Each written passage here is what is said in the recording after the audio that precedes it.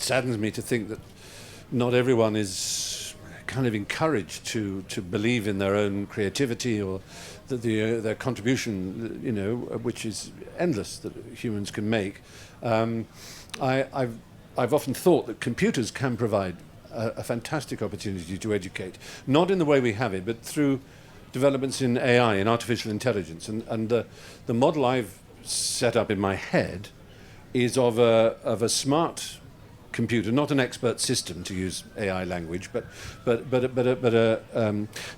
imagine, for example, a student who's going to be tested, and this test is the equivalent of what we might call an A-level or a degree exam or anything in between or anything earlier. These are things that really mark people out for life sometimes. They're incredibly important and can destroy people's futures if they get it wrong.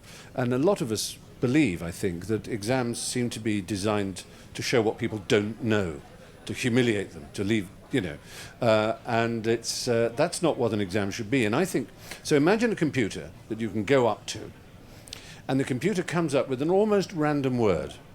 Let's say the word is coffee.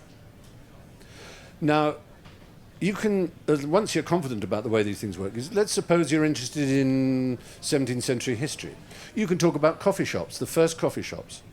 Charles II closed them down, right around here, up in Covent Garden, places like that, because they were, as he saw it, places for sedition and politics. So you could talk about coffee shops and coffee in that sense. Or if you're a scientist, you could talk about the emulsification and the making of the drink and how it's done. If you're interested in geopolitics, you can talk about monocultures and crops and so on, and the fair trade or lack of it, and you can talk about the imperial history of coffee.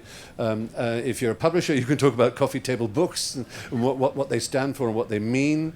You can talk about the rise of the Starbucks. You know, all of you can think off the top of your heads.